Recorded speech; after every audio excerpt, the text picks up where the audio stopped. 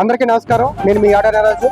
Jubilee Hills bypolls ఏవైతే జరుగుతున్నాయో ఎన్నికలు, ఈ ఎన్నికల కోసం ఏదైతే టికెట్ ఎవరికి కన్ఫర్మ్ కాలేనప్పటి నుంచి కూడా గత 15 రోజులు అంటే నవీన్ యాదవ్ గారికి టికెట్ కన్ఫర్మ్ కాలేనప్పటి నుంచి కూడా 2 వీక్స్ బ్యాక్ నుంచి కూడా మనం ఈ జూబ్లీహిల్స్ నియోజకవర్గంలో ఉండే అనేక అంశాలు పబ్లిక్ బయట తీసుకోవడం జరిగింది. అదేవిధంగా ఇక్కడ ఉన్న ఓట్ల యొక్క ఐడియాలజీ, వాళ్ళు ఏం కోరుకుంటున్నారు, పార్టీ యొక్క వ్యూహాలు, పార్టీలకు ఉన్న గ్రాఫ్లు, అనేక అంశాలను పరిశీలించి మేము విశ్లేషణ చేయడం జరిగింది. నవీన్ యాదవ్ గారికి ఏదైతే ర్యాలీ చేశారో, ఆ నామినేషన్ ర్యాలీ చేశారో, ఆ ర్యాలీ చేసిన తర్వాత నుంచి కూడా ఇక్కడ ఎక్కువగా సోషల్ మీడియాలో ప్రధానంగా అంటే నవీన్ యాదవ్ గారు, అదేవిధంగా టీఆర్ఎస్ పార్టీ ప్రధానమైన సోషల్ మీడియా వార్ జరిగిందని కూడా మనం చెప్పుకోవచ్చు. అదేవిధంగా సుధీర్ రెడ్డి గారు చేసిన వ్యాఖ్యలు ఏవైతే ఉన్నాయో ఆ వ్యాఖ్యలకి నవీన్ యాదవ్ గారు ఫాలోవర్స్, అదేవిధంగా కాంగ్రెస్ పార్టీ యొక్క అభిమానులు కూడా చాలా గట్టిగా కౌంటర్ ఇచ్చారని మనం చెప్పుకోవచ్చు. అదేవిధంగా నిన్న ముఖ్యమంత్రి రేవంత్ రెడ్డి గారు కూడా ఒక సంచలనమైన వ్యాఖ్య చేయడం జరిగింది. TRS party BJP party support గా ఉంటుందని కూడా చెప్పడం జరిగింది.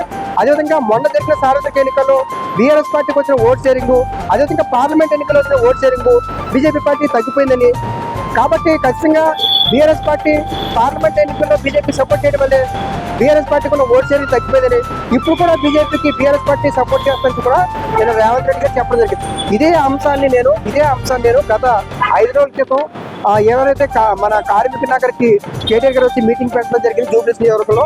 ఆ జూబ్లీహిల్స్ నియోజకవర్గంలో మీటింగ్ పెట్టినప్పుడు కూడా కొన్ని అంటే ఆ రోజు ప్రధానంగా బీజేపీ పార్టీ యొక్క సోషల్ మీడియా కావచ్చు, బీజేపీ అభిమానులు కూడా మేము మాకంటే సునీత గారు సపోర్ట్ చేస్తామని చెప్పడం జరిగింది. ఎప్పుడైతే ఆ సోషల్ మీడియాలో జరిగిన ఏదైతే వ్యాఖ్యలు కావచ్చు, లేకపోతే వాళ్ళ బీఆర్ఎస్ పార్టీ అభ్యర్థిని మాకంటే సునీత గారిని సపోర్ట్ ఎప్పుడైతే మాట్లాడో ఖచ్చితంగా బీజేపీ పార్టీ బీఆర్ఎస్ సపోర్ట్ చేసే అవకాశాలు ఉన్నాయి. రెండు పార్టీలు ఒకలాగా ఉన్నాయి. అంటే బీజేపీ అభ్యర్థిని లేట్ చేయడం కూడా బీఆర్ఎస్ సపోర్ట్ చేసే అవకాశాలు ఉన్నాయి కూడా మనం విశ్లేషణ చేయడం జరిగింది. నిన్న రేవంత్ రెడ్డి గారు చెప్పడం జరిగింది. నేను 5 డేస్ ముందే ఈ విషయాన్ని నేను చెప్పడం జరిగింది.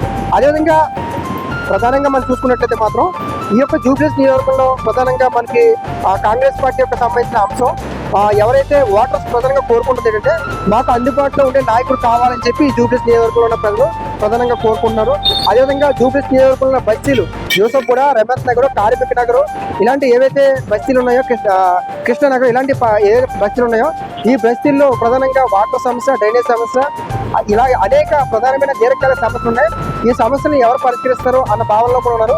అభివృద్ధిని ప్రధానంగా ఈ యొక్క కాలనీస్ వాళ్ళు ఏవైతే బస్తీలు ఉన్నాయో ఈ బస్తీలు ప్రధానంగా అభివృద్ధిని కోరుకుంటారని కూడా మనం చెప్పుకోవచ్చు. వర్షం వచ్చినప్పుడు ఈ యొక్క బస్తీలు ప్రధానంగా వర్షంతో నిండిపోవడం, అదేవిధంగా ప్రధానంగా కార్మిక నగర్ కూడా కొండ మీద కూడా కార్మిక నగర్ వెళ్ళినప్పుడు కూడా చాలా మంది చెప్పడం జరిగింది మాకు కనీస వీధి లైట్లు కూడా లేవు, వాటర్ కంటిన్యూగా రోడ్డు మీద వస్తుంది, అది వర్షానికి వస్తుందా డ్రైనేజ్ వాటర్ కూడా తెలియదని కూడా చెప్పడం జరిగింది. ఇక్కడ ప్రధానమైన సమస్యగా మనం చెప్పుకోవచ్చు. ఇక్కడ ఉన్న జూబ్లీహిల్స్ నియోజకవర్గంలో పేరుకే జూబ్లీహిల్స్ కానీ ఇక్కడ ఉన్న అనేక బస్తీలు చాలా దీర్ఘకాలికంగా వాళ్ళ అభివృద్ధి, ఆ ప్రాంతం అభివృద్ధి కాకుండా ఉందని కూడా ఇక్కడ ఓటర్స్ ప్రధానంగా కోరుకుంటారు. అదేవిధంగా పార్టీల పరంగా మనం ప్రధానంగా చూసుకున్నట్లయితే కాంగ్రెస్ పార్టీ అభ్యర్థి నవీన్ యాదవ్ గారు వీళ్ళ యొక్క ప్రధాన ఆశలు ఏంటంటే నవీన్ యాదవ్ గారు చేసిన సేవా కార్యక్రమాలు మాకు ఓట్లుగా మలుపుతాయని చెప్పి నవీన్ యాదవ్ గారు ఫాలోవర్స్ ప్రధానంగా భావిస్తున్నారు. అదేవిధంగా నవీన్ యాదవ్ గారు లోకల్ క్యాండిడేట్, అదేవిధంగా ఎంఎం పార్టీ కూడా నవీన్ యాదవ్ గారు సపోర్ట్ చేస్తుంది కాబట్టి ఖచ్చితంగా ఆ ఓట్లు కూడా ఎక్కువ కన్వర్ట్ అవుతాయని భావిస్తున్నారు. అదేవిధంగా ఆంధ్ర సంబంధించిన ఓటర్స్ తోటి నవీన్ యాదవ్ గారు పాత్ర అయినటువంటి శ్రీశైలం యాదవ్ గారు చాలా లాంగ్ టైం నుంచి కూడా బాండింగ్ కొనసాగుతుంది కాబట్టి ఆ ఓటర్స్ ఆంధ్ర ఓటర్స్ కూడా నవీన్ యాదవ్ గారికి పడే అవకాశం ఉందని చెప్పి వీళ్ళు భావిస్తున్నారు. అదేవిధంగా గతంలో 2 సార్లు ఓడిపోయిన ఇతర ప్రజల్లో ఉన్నారు నవీన్ యాదవ్ అన్న కాన్సెప్ట్ లో కూడా ఉంది కాబట్టి అవి కూడా వీళ్ళకి అనుకూలిస్తాయని చెప్పి వీళ్ళు భావిస్తున్నారు. అదేవిధంగా కాంగ్రెస్ పార్టీ అధికారంలో ఉంది కాబట్టి ఖచ్చితంగా ఎవరైతే అభివృద్ధిని కోరుకునే వాళ్ళందరూ కూడా అధికారంలో పార్టీకి ఓటేసే అవకాశం ఉందని చెప్పి ఇక్కడున్న వాళ్ళు ప్రధానంగా భావిస్తారు. అదేవిధంగా ఒకసారి బీఆర్ఎస్ పార్టీ మనం ప్రధానంగా గమనించినట్లయితే మాత్రం మాకంటే సునీత గారు ఉన్నారు. అదేవిధంగా రీసెంట్ గా ఎవరైతే విష్ణువర్ధన్ రెడ్డి గారు నామినేషన్ కూడా వేయించారు. సో వీళ్ళు ప్రధానంగా వీళ్ళ ఆశలు ప్రధానంగా ప్రభుత్వ వ్యతిరేకత, అదేవిధంగా హైడ్రా అంశం, అదేవిధంగా 6 గ్యారెంటీలు సరిగ్గా అమలు కాలేదు కాబట్టి అవన్నీ ఆ ఓటర్స్ అందరూ కూడా మాకు బీఆర్ఎస్ పార్టీకి ఓటేస్తారని చెప్పి వీళ్ళు భావిస్తారు. అదేవిధంగా నవీన్ యాదవ్ గారిని నెగిటివ్ గా చూపించే ప్రయత్నం చేస్తారు. ఆ నెగిటివ్ ఓట్లు కూడా మాకే పడితే భావిస్తారు. చివరిగా ఈ యొక్క బీఆర్ఎస్ పార్టీ భారీ బహిరంగ సభ ఏర్పాటు చేసి కేసీఆర్ గారిని కూడా ఇక్కడ తీసుకొస్తారు అన్న ఆలోచన కూడా ఉంది. ఒకవేళ అలా తీసుకొస్తే మాత్రం ఎవరైతే కేసీఆర్ గారి అభిమానులు ఉంటారో వాళ్ళందరూ కూడా బీఆర్ఎస్ పార్టీకి ఎక్కువగా ఓట్లు వేసే అవకాశం ఉంటుందని కూడా బీఆర్ఎస్ పార్టీ ప్రధానంగా భావిస్తారు. అదేవిధంగా బీజేపీ పార్టీ చూసినట్లయితే మాత్రం లంకల్ దీపక్ రెడ్డి గారు 2023లో ఆయన ఎమ్మెల్యేగా కంటెస్ట్ చేయడం జరిగింది. 20,000 ఓట్లు రావడం జరిగింది. అదేవిధంగా ఆయన ప్రధానంగా ఏంటంటే MIM party Congress party support చేసింది కాబట్టి ఎవరైతే కట్టర్ హిందువుగా ఉన్న వాళ్ళందరూ కూడా బీజేపీ పార్టీకి ఓటు వేస్తారని చెప్పి లంక దీపారెడ్డి గారు భావిస్తారు. అదేవిధంగా ప్రధానంగా రెండు ప్రధానమైన పార్టీలు పోటీ పడినప్పుడు ఖచ్చితంగా మూడో పార్టీకి కూడా అవకాశం ఉంటుంది. సో అంటే ఒకవేళ ఒకరికి 60,000, 70,000 ఓట్లు వచ్చినప్పుడు ఇంకో వ్యక్తికి 75,000 ఓట్లు ఉంటుంది. అంటే సరిగ్గా 5-6,000 ఓట్లతో కూడా గెలిచే అవకాశాలు ఉంటాయి. కాబట్టి అలాంటి వాతావరణం కూడా ఉంటుంది. సో కాబట్టి ఈ యొక్క బీజేపీ పార్టీ అభ్యర్థి లంక దీపక్ రెడ్డి కూడా ఆ కోణంలో కూడా ఆలోచిస్తారని మనం చెప్పుకోవచ్చు.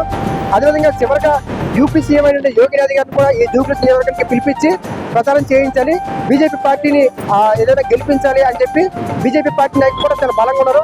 మొన్న లంక దీపక్ రెడ్డి గారు కూడా మాకు 70,000 ఓట్లు వస్తాయి అని చెప్పి చేసిన వ్యాఖ్యలు కూడా అంటే వాళ్ళు కూడా ఈ యొక్క జూబ్లీస్ నియోజకవర్గాన్ని చాలా ప్రతిష్టాత్మకంగా తీసుకున్నారు. ఎందుకంటే అన్ని రాజకీయ పార్టీలు ప్రతిష్టాత్మకంగా ఎందుకు తీసుకున్నారు, రేపు రాబోయే సార్వత్రిక ఎన్నికలు కావచ్చు, కార్పొరేట్ ఎన్నికలు కావచ్చు, ఇక్కడ ఎవరైతే గెలుస్తారో వాళ్ళకే రేపు అధికారం వచ్చే అవకాశం ఉంటుంది. కాబట్టి ఈ ఎన్నికలు అన్ని రాజకీయ పార్టీలు కూడా చాలా తీవ్రంగా తీసుకునే మనం చెప్పుకోవచ్చు.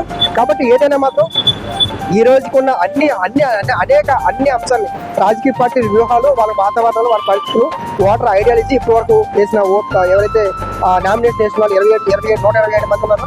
సో అనేక అంశాలు ఇక్కడ గ్రౌండ్ రిపోర్ట్ మనం మీకు అందిస్తాము. రేపు అంటే ఎవరైతే నామినేషన్ విత్డ్రా చేసుకుని చివరిగా ఎవరు నిలబడతారో అప్పుడు వాళ్ళ గ్రాఫ్లు, వాళ్ళ పార్టీ కూడా గ్రాఫ్లు, పబ్లిక్ ఐడియాలజీ మారుతుందా, మారితే ఎలా మారుతుంది, ఎందుకు మారుతుంది అన్ని విషయాలు మీకు పూర్తిగా తెలియజేసే ప్రయత్నం చేస్తాం. Thank you.